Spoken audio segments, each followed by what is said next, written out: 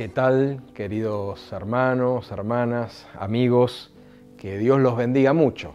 Bueno, le damos gracias al Señor porque una vez más nos permite a través de este medio seguir compartiendo las cosas maravillosas de nuestro Dios y de su santa palabra. En esta oportunidad quería tocar un tema que está desarrollado principalmente a lo largo de todo el Nuevo Testamento, pero vamos a ver específicamente un texto de Santiago en el capítulo 2, ¿no? Es el tema del dispositivo que Dios creó para que nosotros recibamos muchas de las bendiciones que Dios tiene preparada para cada uno de nosotros, que somos sus hijos, que somos su pueblo, ¿no? El Señor puso la iglesia como el lugar donde nosotros pudiéramos convivir junto con otros hermanos de la misma fe, hijos de Dios, en un mismo espíritu en Cristo, para poder ser instruidos, edificados, bendecidos y poder amarnos los unos a los otros, ¿no? La iglesia que crea nuestro Señor tiene características especiales. Y el Señor recomienda justamente en su palabra cuáles deben ser esas características y qué espíritu debe imperar en medio de su pueblo, en medio de la congregación, ¿no? A mí me gustaría ir al texto bíblico, como para después seguir charlando un poquito de estas cosas. Y para aquellos que siguen la lectura desde sus casas o de donde estén viendo este mensaje, vamos a abrir las Escrituras en la epístola de Santiago, capítulo 2. Yo voy a estar leyendo Santiago 2, versículos del 1 al 12 inclusive. ¿Sí? Santiago 2, del 1 al 12 inclusive. Mire lo que dice la palabra del Señor, ¿no? Dice así: Hermanos míos, que vuestra fe en nuestro glorioso Señor Jesucristo sea sin acepción de personas. Porque si en vuestra congregación entra un hombre con anillo de oro y con ropa espléndida, y también entra un pobre con vestido andrajoso, y miráis con agrado al que trae la ropa espléndida y le decís, siéntate tú aquí en buen lugar, y decís al pobre, estate tú allí en pie, o siéntate aquí bajo mi estrado, ¿no hacéis distinciones entre vosotros mismos y venís a ser jueces con malos pensamientos? Hermanos míos amados, oíd. ¿No ha elegido Dios a los pobres de este mundo para que sean ricos en fe y herederos del reino que ha prometido a los que le aman? Pero vosotros habéis afrentado al pobre. ¿No os oprimen los ricos y no son ellos los mismos que os arrastran a los tribunales? ¿No blasfeman ellos el buen nombre que fue invocado sobre vosotros? Si en verdad cumplís la ley real, conforme a la Escritura, amarás a tu prójimo como a ti mismo, bien hacéis. Pero si hacéis acepción de personas, cometéis pecado y quedáis convictos por la ley como transgresores. Porque cualquiera que guardare toda la ley, pero ofendiere en un punto, se hace culpable de todos. Porque el que dijo, no cometerás adulterio, también ha dicho, no matarás. Ahora bien, si no cometes adulterio, pero matas, ya te has hecho transgresor de la ley. Así hablad y así haced, como los que habéis de ser juzgados por la ley de la libertad. Amén. Gloriosa palabra del Señor. Bueno, en este pasaje que acabamos de leer, los primeros 4 versículos nos está hablando del tema de la parcialidad y de la discriminación, ¿sí? Algo muy propio del ser humano. Todo grupo, toda comunidad tiende naturalmente a cerrarse sobre sí misma, ¿sí? Y es algo propio de la naturaleza humana caída, de la naturaleza pecaminosa. El discriminar o el actuar con parcialidad con respecto a su prójimo, que no considera tanto su prójimo, sino un diferente, un distinto, ¿no? Y acá la palabra del Señor empieza diciendo que en la iglesia esto de la discriminación o de la parcialidad no debe existir. ¿Por qué? Porque el plan de Dios para su iglesia es que sea un lugar de refugio, un refugio de amor para todo aquel que viene en búsqueda de Cristo Jesús y de salvación en Él. ¿Se da cuenta? Entonces, dice acá el versículo 1, ¿no?, que nuestra práctica de la fe en Cristo y del Evangelio tiene que ser practicado, pero sin que haya en nosotros algún tipo de acepción de personas. Dice que sea sin acepción de personas, dice el versículo 1 de este capítulo 2 de Santiago, ¿no? Ahora, esta frase, acepción de personas, a lo largo de la Escritura, por lo menos en esta versión, ¿no?, la Reina Valera 1960, aparece al menos 19 veces. No acepción de personas. Dios no hace acepción de personas. No hagáis acepción de personas, ¿no? Permanentemente esto, a lo largo de toda la Escritura, tanto en el Antiguo como en el Nuevo Testamento, habla del no hacer acepción de personas. Y nos pone a Dios mismo como aquel que no hace acepción de personas y que su pueblo y que sus hijos no deben tener esta actitud o no deben tener esta práctica, ¿no? Esto lo hemos confirmado en las mismas palabras de nuestro Señor Jesucristo, ¿no? El Señor mismo llega a decir, venid a mí todos, los que estáis cargados, trabajados, que yo os haré descansar. Pero ¿qué dice? Venid a mí, ¿quiénes? Algunos. Aquel, este sí, el otro no. No, dice, venid a mí todos, ¿sí? También el Señor dice que al que a mí viene, Jesucristo, ¿no?, dice, el que a mí viene, no le echo fuera, ¿sí? El Señor recibe con los brazos abiertos a todo aquel que se acerca con un corazón sincero, humilde y con fe en su palabra y en su nombre, ¿no? Entonces, mire qué hermoso, ¿no? ¿Por qué? Acá vemos como ocurre tantas cosas que tienen que ver con el reino de Dios y con las cosas santas del Señor, ¿no? Hay una contraposición, hay un antagonismo con lo que impera en este mundo, ¿sí? La palabra de Dios nos habla del mundo como un sistema que está apartado, alejado de Dios, la naturaleza caída del hombre, no sanado, no restaurado en Cristo, tiene un montón de actitudes, tiene un montón de pensares, de accionares que van directamente en contra de la voluntad del Señor, ¿no? Y en el reino de Dios ocurre exactamente lo opuesto de las cosas que ocurren en el mundo que está alejado y ajeno del Señor. Y una de esas cosas es esta, ¿sí? Como decíamos recién, es algo muy natural del hombre, en cualquier comunidad, en cualquier grupo que sea, hacer distinciones y hacer diferencias entre uno y otro. Pero en el reino de Dios, el plan de Dios, el diseño de Dios para su iglesia es que esto no ocurra, sino que tiene que ser un refugio de amor para aquel que está buscando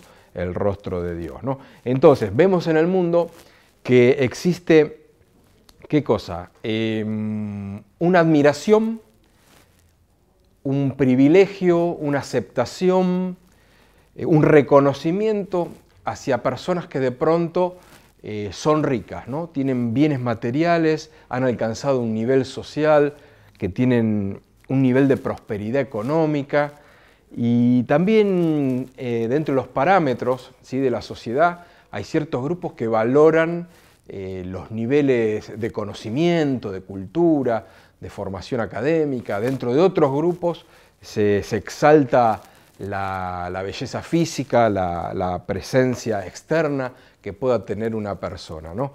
Entonces, todas estas cosas que son tan valiosas a los ojos de aquellos que no conocen el camino de Dios, tienen por alta estima estas cualidades. Sin embargo, dentro del pueblo de Dios, dentro de la iglesia de Cristo, las leyes son totalmente distintas. Si la propuesta de Dios, el diseño de Dios para su casa es opuesto a esto que estamos acostumbrados a ver tal vez alrededor nuestro, en nuestra sociedad. ¿Se da cuenta? ¿Por qué? Porque delante de Dios no importa si la persona es rica, sabia o tiene belleza física, sino que todos son aceptos en Cristo Jesús. Cualquiera que viene, dice, el que viene a mí, como dijimos antes, yo, dice, no lo echo afuera. Venid a mí, todos, dice el Señor, ¿no?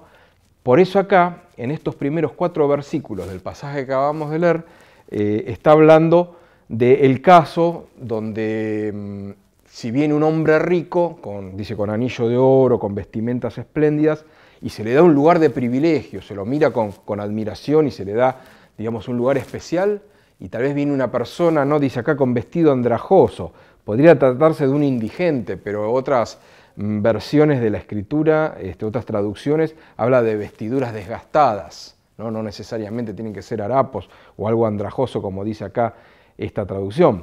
Se lo pone tal vez en un lugar de menor categoría, o se lo desplaza, o se lo tiene en poco. Acá la palabra del Señor dice que esto no debe ocurrir, o sea, no tiene que haber ninguna clase de discriminación, ni por el estatus social, ni por el nivel de formación, ni por su presencia física, ni por ninguna otra condición que la persona pueda llegar a traer personalmente, mucho menos por algún pasado que lo condene, ¿no? o pecados que haya cometido, porque si la persona está realmente arrepentido en Cristo Jesús, nueva criatura es, y las cosas viejas pasaron, y he aquí que todas son hechas nuevas, dice la misma palabra del Señor. O sea que ni siquiera puede haber una actitud de discriminación por alguien que en el pasado haya cometido errores que ya fueron entregados en la presencia del Señor, y hubo arrepentimiento y hubo perdón de parte del Señor. ¿Se da cuenta?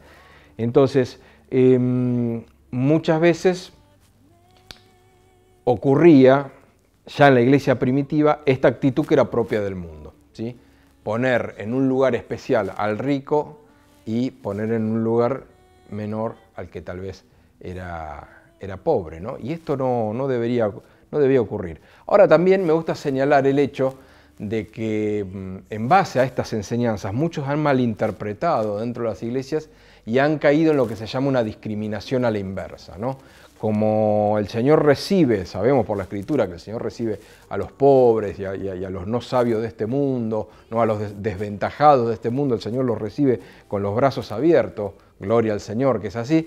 Muchos han llegado a discriminar, pero como se dice, una discriminación a la inversa, ¿no? Muchos se han sentido desplazados, discriminados dentro de la iglesia, tal vez justamente por gozar de un estatus social o económico elevado, o por tener un nivel de formación elevado, y también han sido de alguna manera discriminados de alguna manera sutil y de alguna manera que no es conforme al amor del Señor, ¿no? Entonces, ni la discriminación por el que tiene poco, ni discriminación tampoco por el que está aventajado en distintas áreas de su vida. En Cristo Jesús, las puertas de su iglesia están abiertas de par en par para todo aquel que quiere entrar en ella. ¿Se da cuenta? Entonces, qué hermoso el plan de Dios, la sabiduría de Dios, que ha planificado y diseñado a la iglesia para que todos estemos en comunión con todos. Un mismo espíritu, un mismo bautismo, dice, ¿no? Un mismo Señor, dice la Escritura. Y esto es así.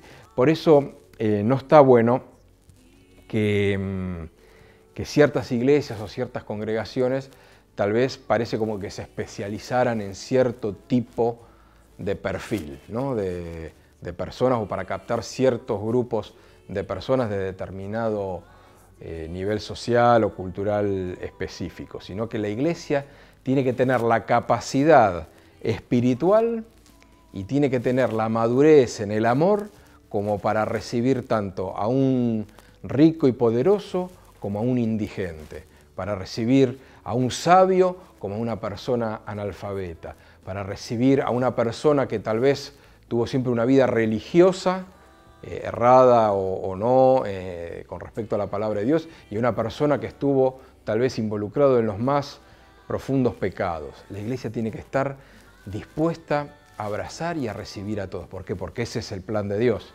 ¿sí? Que la iglesia pueda tener esta capacidad espiritual, ¿no? Ahora, después, entre el versículo 5 y 7, o sea, versículos 5, 6 y 7 de los versículos que acabamos de leer, del pasaje que acabamos de leer, dice que ¿acaso no eran los ricos y poderosos los que los llevaban ante los tribunales y los que blasfemaban contra el nombre del Señor? Claro, acá lo que el apóstol les está escribiendo es como diciendo, miren, ustedes es como que quieren congraciarse con las personas de más dinero, o se sienten halagados que venga alguien a la congregación que goza de un estatus elevado. Sin embargo, piensen, ¿no? Esto lo estoy parafraseando yo, de alguna manera es lo que le quiere hacer ver Santiago, es que justamente los ricos y poderosos son aquellos que en las persecuciones que estamos sufriendo, ¿sí? En ese tiempo ya había persecuciones, justamente los que accionan en contra de nosotros como pueblo de Dios son aquellos que se jactan de ser ricos y poderosos y de ocupar lugares de preeminencia dentro de la sociedad, ¿no? Entonces, piensen ustedes, les dice el apóstol Santiago, que ustedes no tienen que recibir a estas personas como si tuvieran algo especial por sobre encima de otros que tal vez no gozan de estos privilegios. ¿Por qué? Porque en la casa de Dios rigen las leyes del amor y rige el Evangelio de nuestro Señor Jesucristo, ¿no?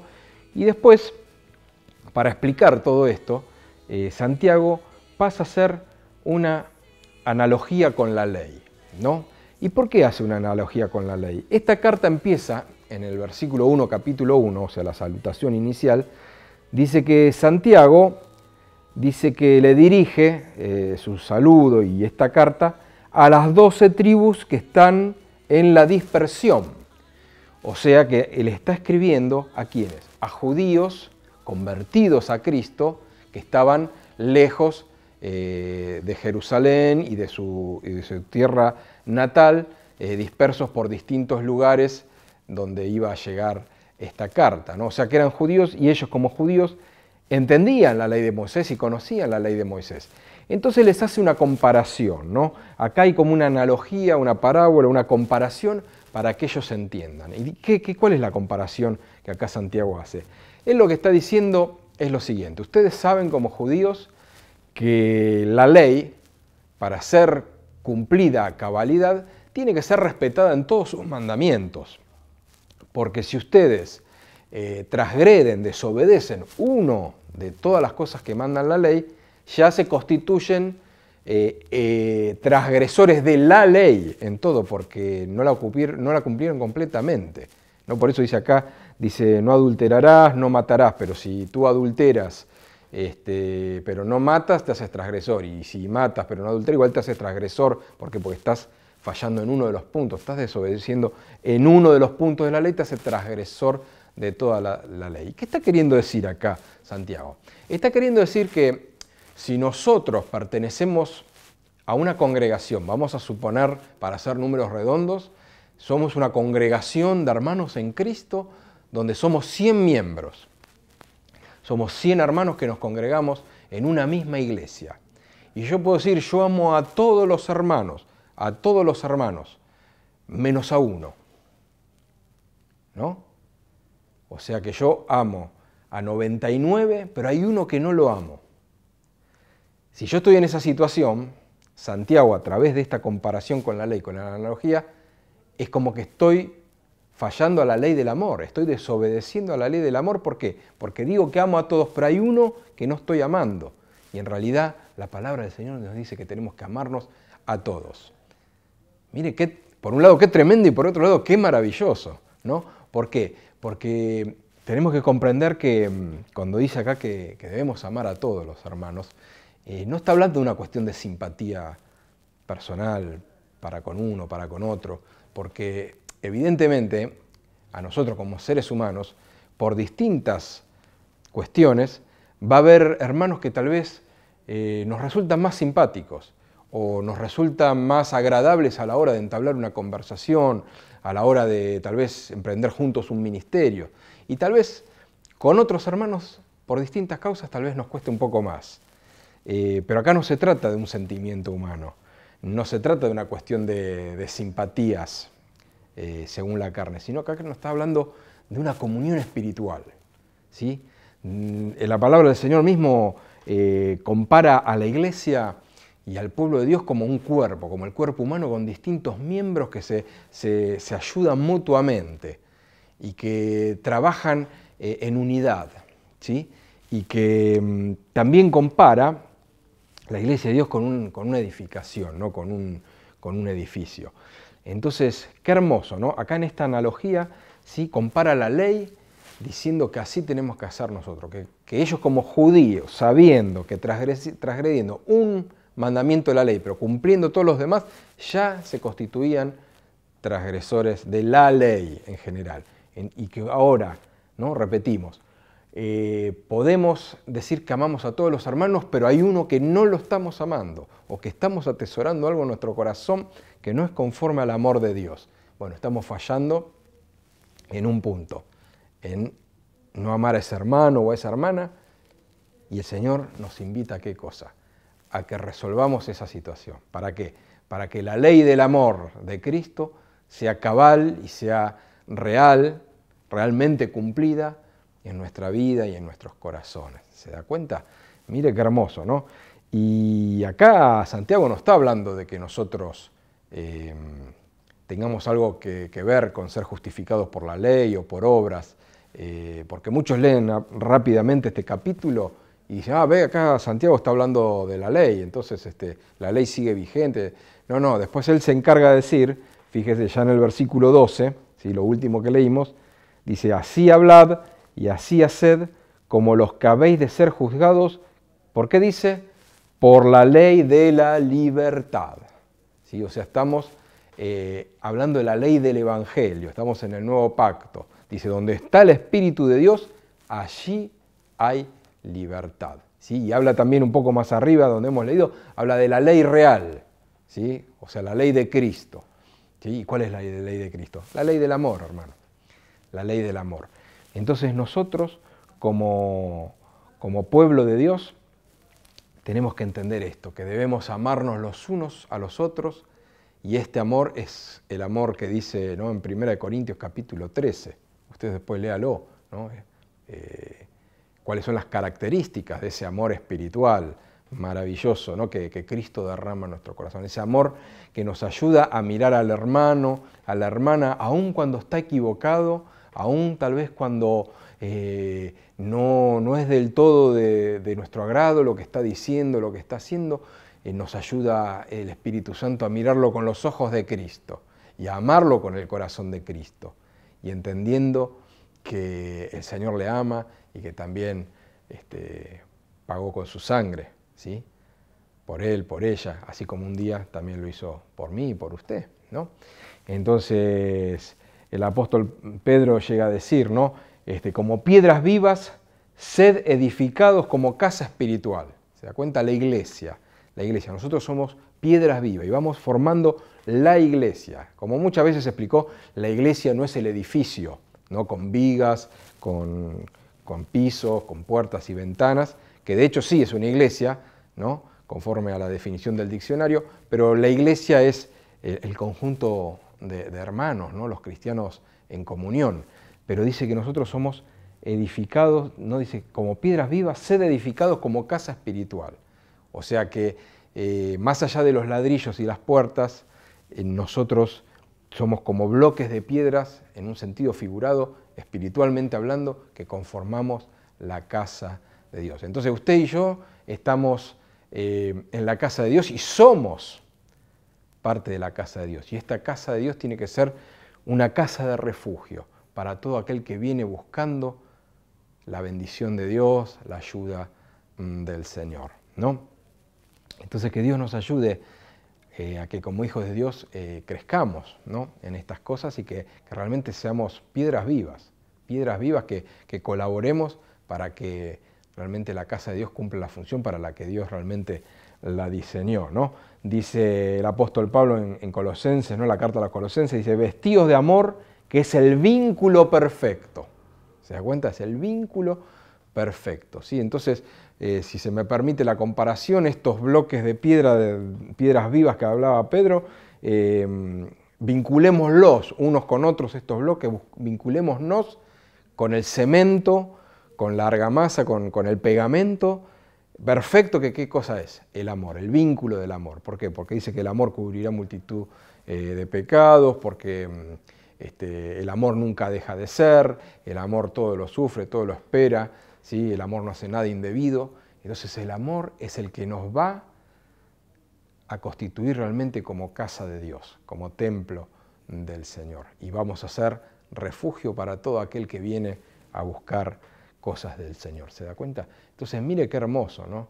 Qué hermoso, porque esto lo dispuso Dios así en su infinita sabiduría, ¿sí? Entonces, nosotros que ya somos pueblo de Dios, tenemos que tomar conciencia de estas cosas, ¿no? No debe haber ningún tipo de discriminación. El apóstol Pablo, en la carta a los Romanos, dice que él a sabios y a no sabios se había hecho deudor. ¿Se da cuenta? A sabios y a no sabios, a rico, a no rico, a hombres y a mujeres, a grandes y a chicos, ¿sí? A judíos y a griegos. No había distinción de personas, eran todos uno en Cristo, ¿sí? Un solo Dios, un solo bautismo, ¿sí? Una sola fe.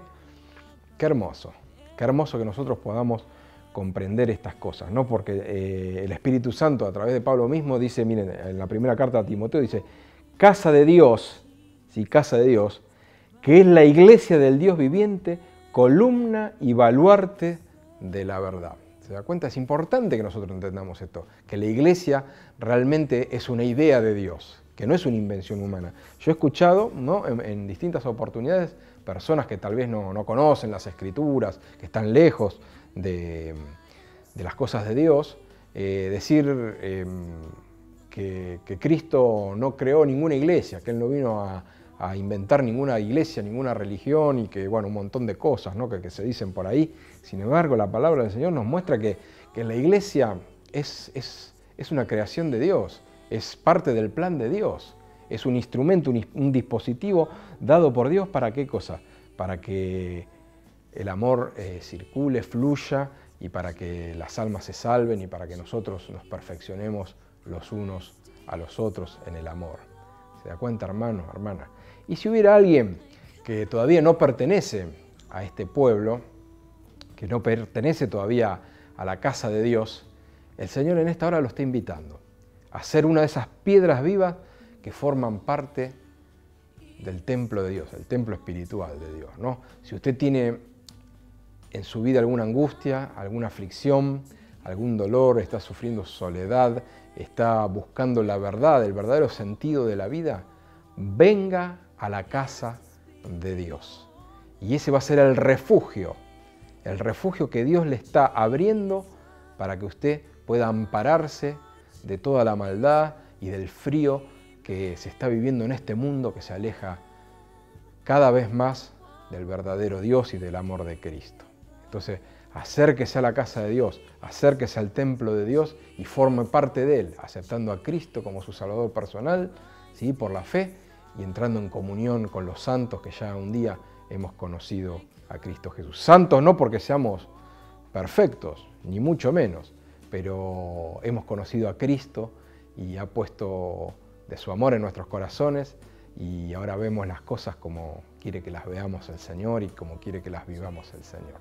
Por eso, gloria al Señor por su sabiduría, por haber instituido la iglesia, por haber realmente dado el privilegio que todo aquel que se acerca y se hace hijo de Dios pueda ser parte, ¿sí? del templo espiritual, una piedra viva, ¿sí? Un miembro del cuerpo, y que acá nadie queda afuera. El que quiere estar realmente en comunión con el resto de los hijos de Dios y con el Señor mismo, tiene todo el privilegio, todo a disposición de parte de Dios y de su iglesia para que forme parte de todas estas cosas gloriosas que Dios nos propone, ¿sí? Yo quisiera hacer una oración para que Dios ponga en claro estas cosas en nuestra vida, en nuestro corazón, y que realmente nos una en este tiempo más que nunca. Necesitamos ser de un mismo sentir en las cosas del Señor para estar firmes hasta que Él venga a buscarnos. Amén. Vamos a orar.